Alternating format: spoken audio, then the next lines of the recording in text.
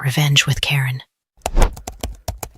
I just think we need softer energy in the room, he said, stirring his coffee like it was the last bastion of courage he had left.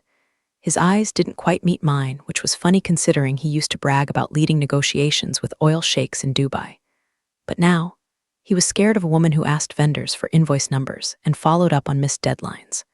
That was me, Karen, director of ops, formerly indispensable, now intimidating. Words he actually used were, "My wife thinks you're intimidating." Can we dial that back? There it was, the iceberg tip, and I'd already read the map. His wife had been appointed to the board 2 months ago, which really meant she'd bullet her way in with Instagram metrics, buzzwords, and her daddy's connections to a fragrance label.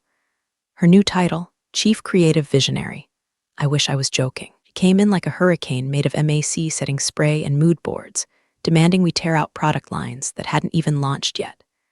And now she was remodeling departments, which is corporate for find a way to fire the women who know what they're doing. So I smiled. Not the fake kind, I mean the full, serene, possibly sociopathic smile I reserve for when I'm planning my escape. I told him, of course, I'll be more careful. What I didn't say was, careful with what? My results, my tone, my expectations, or careful not to embarrass your wife by knowing what the hell I'm doing. That afternoon, I walked out of his office, past the interns who still whispered about the time I saved the launch of a failed influencer collab by rerouting 60,000 units of product through backup logistics, without waking a single VP. I opened my laptop, took a deep breath, and wrote the most polite, devastating resignation letter the HR software had probably ever processed. Effective immediately.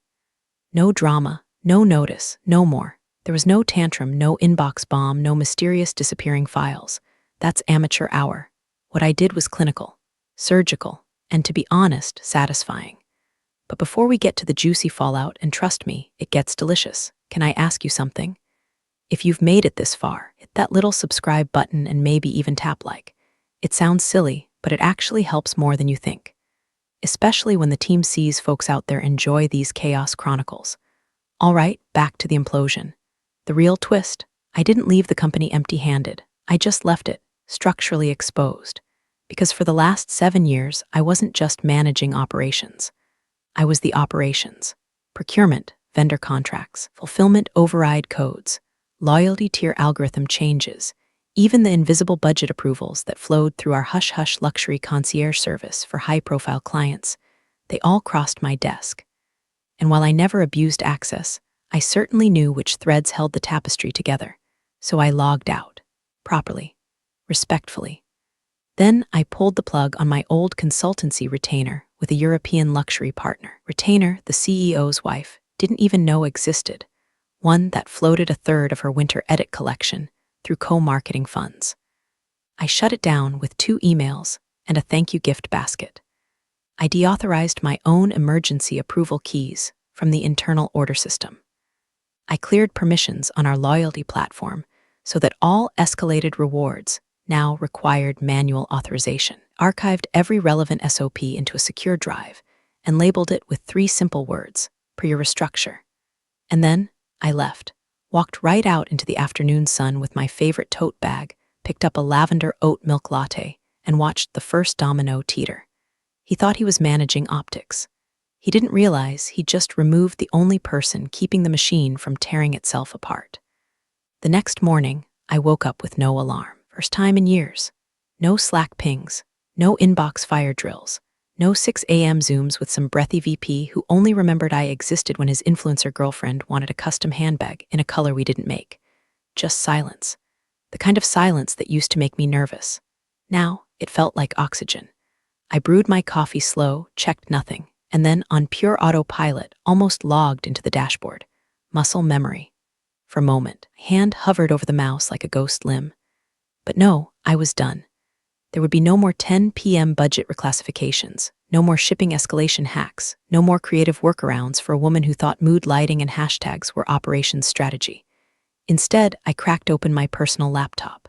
No trackers, no company keyloggers, just clean air. I opened a single folder, my own offboard plan, not for HR, for me. Compliance reports, finalized. All flagged exceptions noted, tied with a bow, and filed in the shared drive under the appropriate fiscal quarters. The kind of reports that used to get me thank you texts from the CFO at midnight during audit season. Now, radio silence.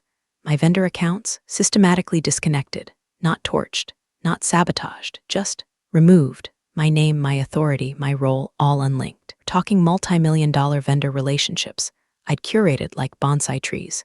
Slow, precise, no margin for error. I was the only person with active negotiation, threads open on 3 continents, and I deleted every draft template I ever wrote. Didn't even save them. Some things shouldn't be recycled. The consulting retainer with the Milan partner, that secret Swiss-armored contract the CEO's wife, never even noticed in the budget. I ended it myself. Founder sent me a voice memo in Italian I couldn't fully translate, but I caught the words for devastated and idiots. I replied with a photo of the sunset from my porch. No caption. Next came fulfillment. Most people don't realize how fragile shipping authorization is. You give one person too much power, you risk fraud. Give too little, the whole chain bottlenecks. I was the keystone. My override keys, I didn't delete them. I revoked them. There's a difference. Made sure every internal trigger that relied on my emergency approvals now rerouted to. No one, it was surgical. Quiet, no alarms went off, no angry emails, just a soft decoupling of one mind from a machine that didn't know it needed her. Yet, and I left something behind, one folder, physical, not digital. Manila, tabbed, resting on the CEO's assistant's desk like a sealed fate. Label, per your restructure. Inside, process flows, delegation chains, contingency matrices. All of them annotated with red flags where roles had been quietly reassigned or not reassigned at all. Not a threat, not a sabotage, just reality, a mirror. I didn't expect applause, but I also didn't expect nothing. No thank you, no goodbye, not even a courtesy message from HR, who, let's be honest, probably found out I was gone when my badge stopped working. The weirdest part, no one tried to stop me. I didn't even notice the gravity shifting. That's how you know you've really done your job right, when everything looks fine, even as the infrastructure walks out the door in a pair of ballet flats and a linen blazer. By sunset, I was halfway through a bottle of wine I'd been saving for a real occasion. I toasted myself, not out of pride, out of grief. The kind of grief that comes when you realize you built something sacred for people who never looked past the email subject line. Let them run it. Let them try. I hadn't changed the rules. I just stopped being the exception. It started, like all good corporate disasters do, with a very polite, very frantic email. Subject line, urgent. Exclusivity clause escalated from a junior PR rep in LA who used to send me glittery thank you baskets during campaign season. 2. About 12 people who had no business reading the email, but were definitely about to panic. The body of the email was short. Hi, all. Just following up on the signed exclusivity clause for our client's capsule launch next month. Need confirmation by EOD or the press embargo lifts, and their stylist goes with another label.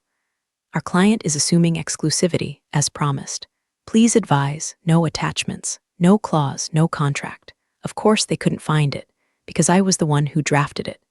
I was the one who held the signature page, and I had done everything by the book. Filed, archived, delivered to legal for processing. Whether legal had passed it along to the new creative office, or whether the CEO's wife had decided she didn't believe in contracts, well, that wasn't my problem anymore. But it was definitely about to be someone's problem.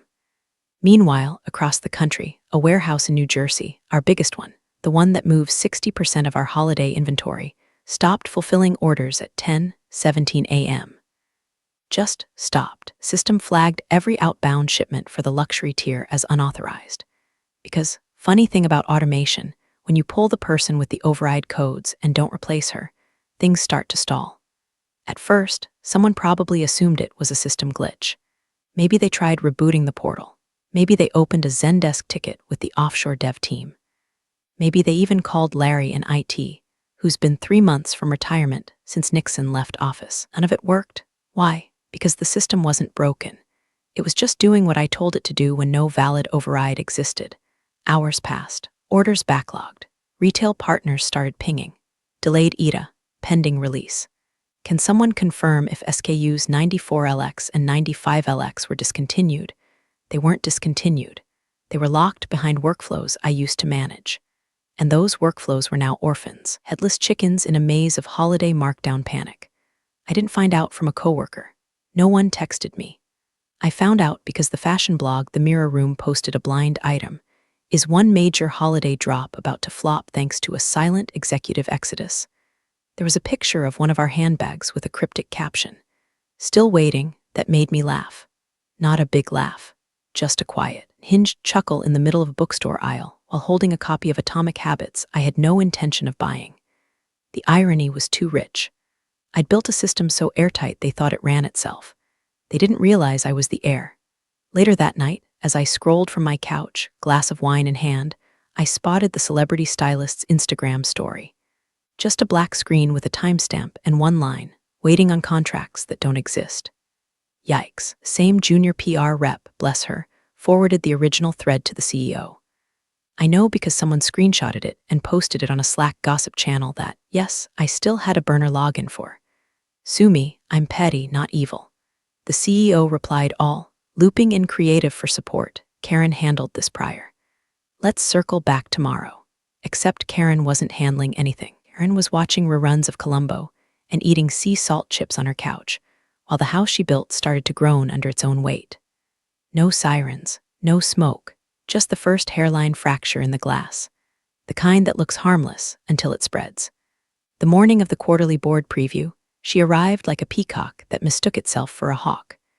Designer boots too stiff to bend at the ankle, glossy trench coat, swinging like a curtain call. A team of 2 assistants in tow, one carrying coffee, the other carrying a rolling rack that squeaked like it was in pain. She'd renamed it the Winter Edit, even though nothing had actually been edited. It was Karen's line, Karen's vendors, Karen's supply chain.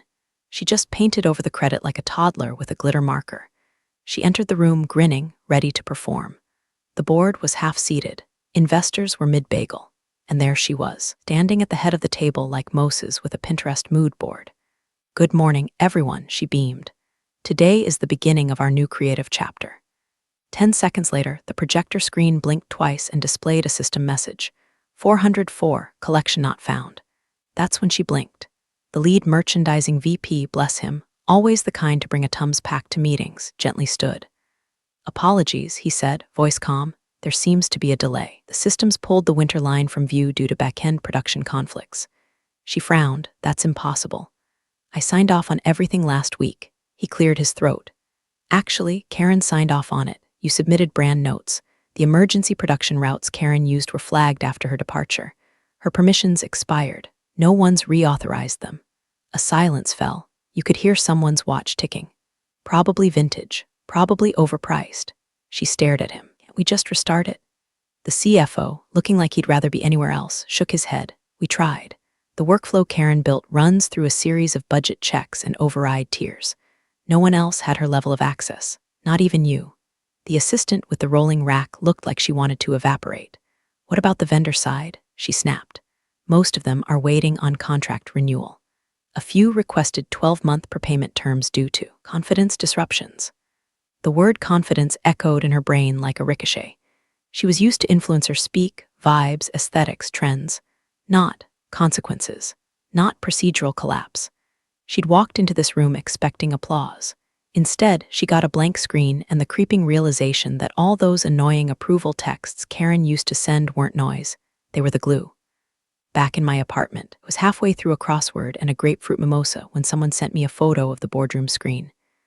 The caption was just, "Did you ghostwrite this error message?" I laughed, for real. It was the first time since walking out that I let myself feel it, not the anger, not the betrayal, but the satisfaction. The subtle thrill of watching someone finally understand that competence doesn't advertise itself. It just works. And when it leaves, it takes the engine with it. Later that day, they tried patching things manually. Someone in creative tried to send an old prototype list to production, got flagged by procurement. Legal didn't know which contracts were active. Finance refused to move funds without proper routing. Everyone was suddenly realizing the same thing. The system wasn't frozen, it was obeying the rules. My rules, the ones I'd spent 7 years refining. Rules they never bothered to learn. And her, CEO's wife, who'd called me a little too corporate, who once asked me in front of the interns if I could soften my emails so they felt less like subpoenas. She was sitting in the boardroom with a half-drunk almond milk latte and an empty screen, watching her debut turn to dust. The best part? I wasn't even there. I didn't have to be. By midweek, the building was metaphorically on fire, though if you'd asked the poor kid running internal communications, probably say it felt pretty literal. Slack channels turned into panic rooms. Subject lines became all-caps cries for help. Every single thing I used to do automatically, invisibly, with the grace of a ghost and the stress level of a hostage, was suddenly, violently visible. The team was scrambling. Not working, scrambling. Like toddlers trying to reassemble IKEA instructions they'd tossed out because they didn't need them. Except the IKEA table in question was a multi-million-dollar luxury retail conglomerate, and the missing screws were my workflows. Inventory forecasts? Gone. I had built those algorithms by hand, linked to seasonal consumer trend pulses, influencer events, and private tier demand curves. The replacement model was apparently just a spreadsheet. Someone sent out a draft with 3 whole typos in the first column header. I choked on my bagel reading it. Shipping escalations? Manual now, which would be fine if anyone, knew how I'd tiered the priority codes. They didn't. They sent a high urgency tag to a vendor we hadn't used since 2019. He responded with a selfie from a boat in Crete and the line, "Who is this?" But the real gut punch came from an old textile supplier in Seoul. We'd worked with them for years, quiet, consistent, never late. I had personal relationships with 2 of their regional leads. They trusted me because I understood what on time really meant in their world. But now, their response came in hard and fast. Due to changes in leadership and voided escalation agreements, we require 12-month prepayment for all production orders. Contractual trust has been compromised. 12 months. In our world, that's like someone asking for a decade's worth of loyalty before handing you thread. Finance flipped. Legal flagged. The CEO called it extortion, which only confirmed he had no clue how that relationship worked in the first place. But my favorite moment? The CEO's wife, our new creative visionary, decided to bypass protocol entirely. She emailed one of the junior operations managers, a sweet guy named Darren who always stayed late, always triple-checked orders, and always sent thank you notes after big launches. She told him, in writing, to reinstate the winter edit manually, skip the budget checkpoints, and use his best judgment. Her exact words, "We don't need Karen's little rules anymore. Just get it done." Darren, saint that he is, didn't respond. He forwarded it directly to legal. And then, because apparently his mama raised him right, he BCC'd HR and archived the thread with a timestamp note. Request exceeded my clearance level. Refer to audit protocol. Somewhere an angel got its wings.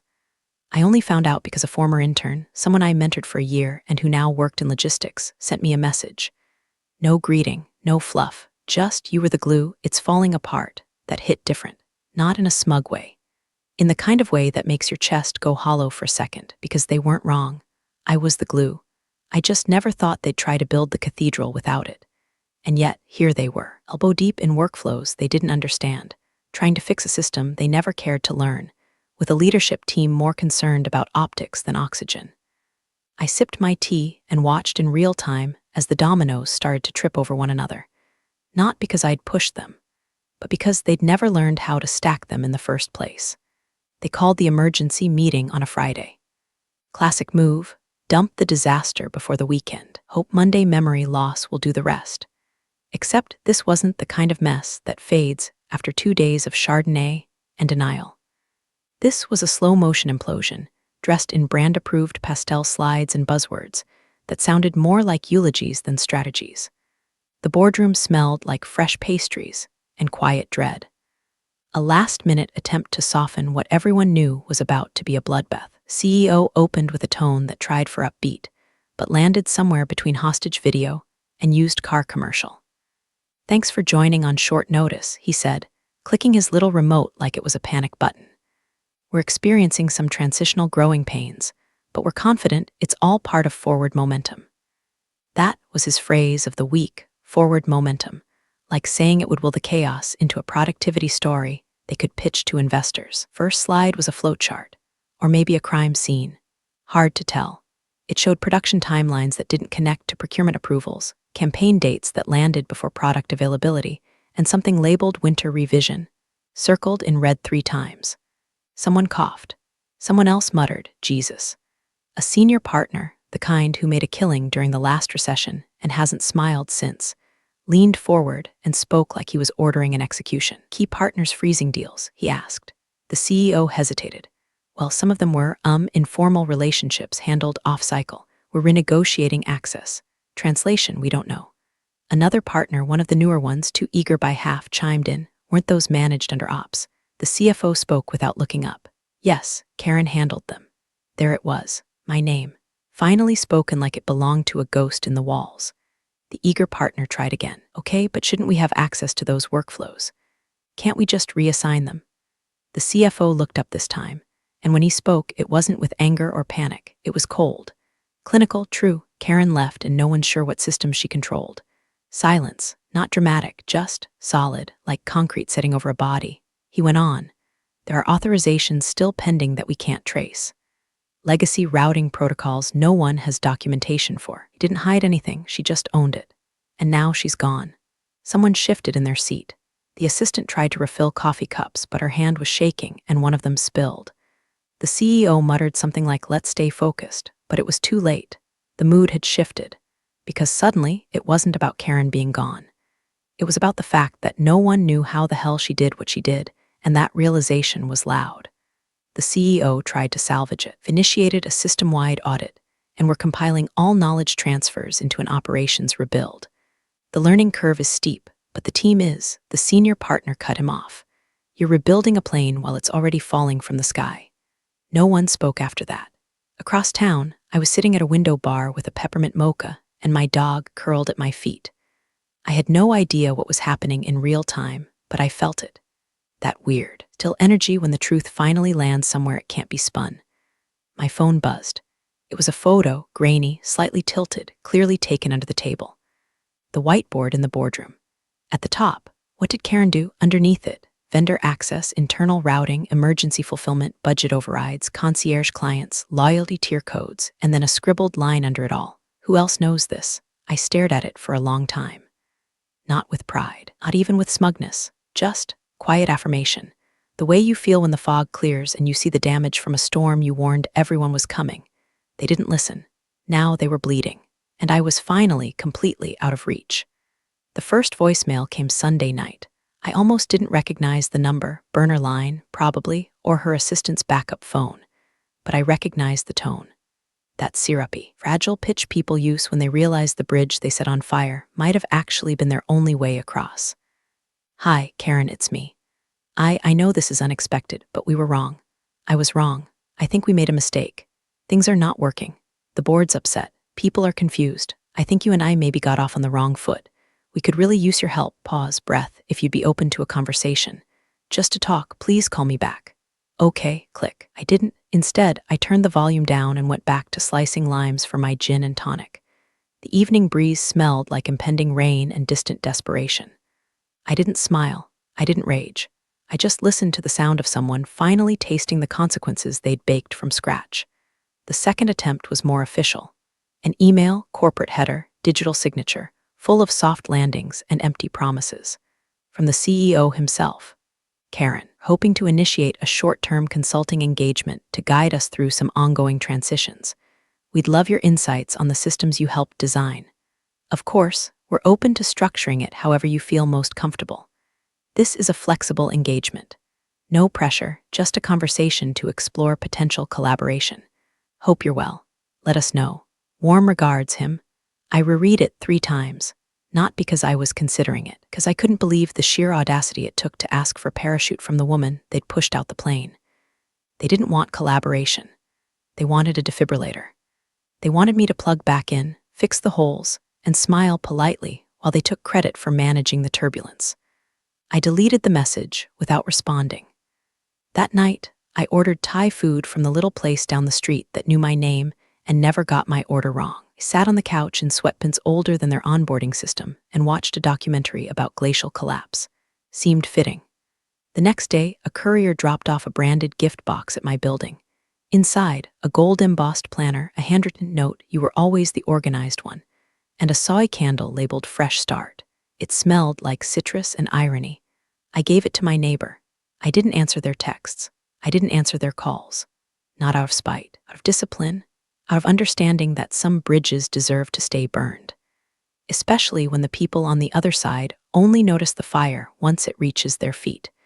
They thought I'd come running. They thought competence comes with loyalty. They forgot that loyalty isn't owed, it's earned. And once you decide your silence is louder than your labor, there's no going back. So I let them scramble, let them draft strategy memos and spin up recruiting requests, and pretend like a consulting engagement would undo the damage.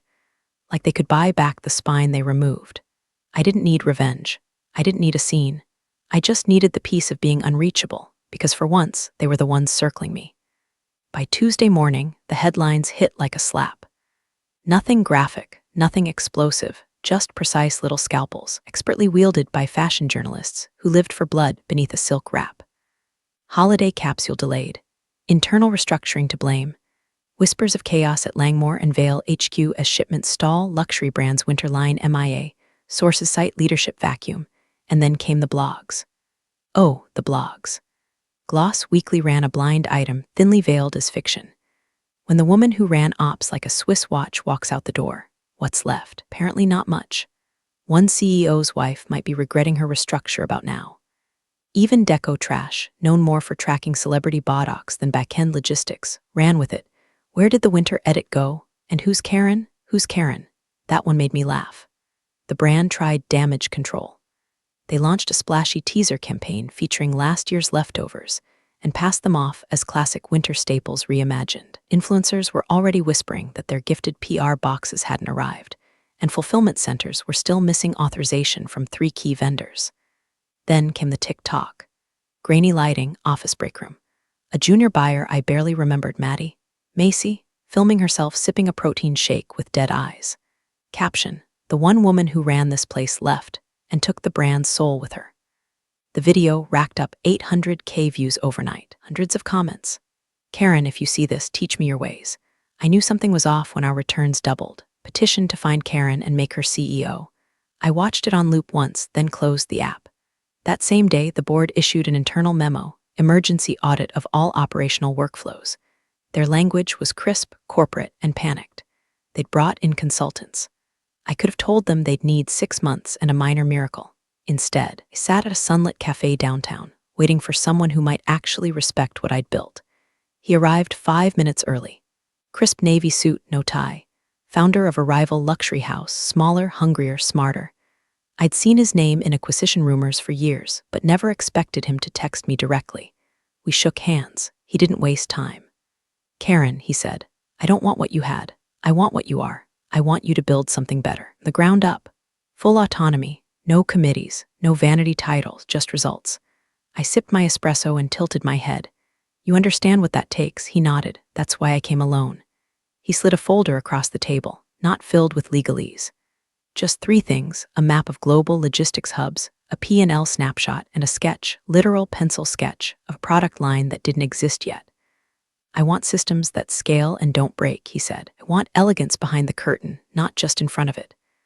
I hadn't realized how much I missed being seen, not as a function, not as a utility, as a builder. I didn't say yes, not yet.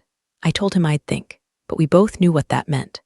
Back at my apartment, I poured a glass of wine and watched the city lights twitch below. Somewhere uptown, a woman was crying over late shipments and broken trust. Somewhere in an overpriced office tower, board was blaming each other for the ghost they couldn't replace. And somewhere, maybe not far from now, something new was about to rise. Not out of revenge, but because excellence deserves a second chance. This time, with my name on the door. By the time the next quarterly meeting arrived, the boardroom was no longer a place of strategy. It was a war zone in dry-cleaned suits. Everyone had stopped pretending. The smiles were gone.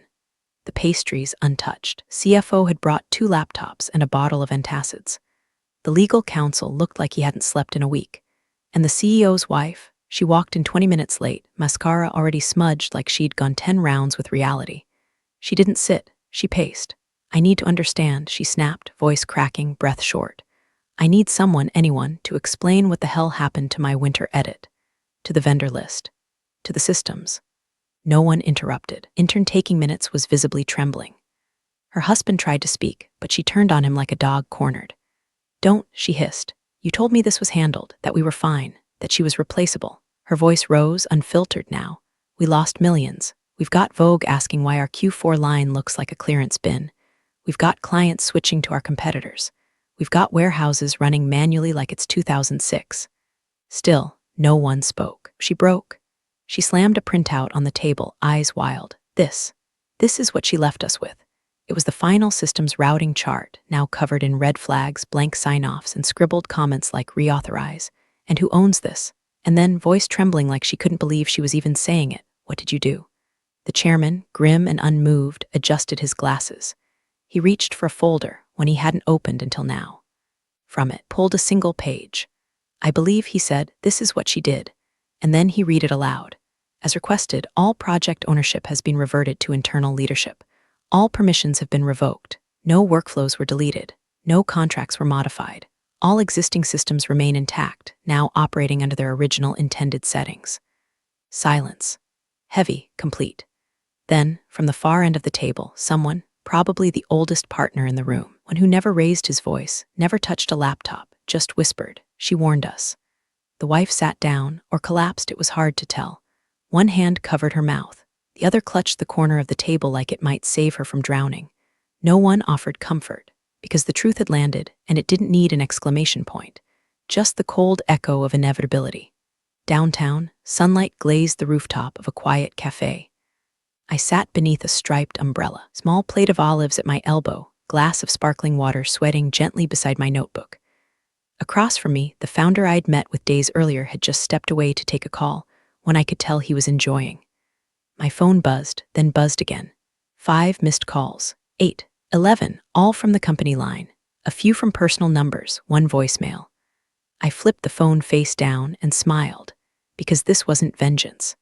This wasn't drama. This was the sound of power returning to where it had always belonged, with the person who built it, protected it, and finally walked away from it. Big thanks, you legends of the old office days. Subscribe to keep the switch-flicking chaos alive. Your ex-boss is shaking in their loafers.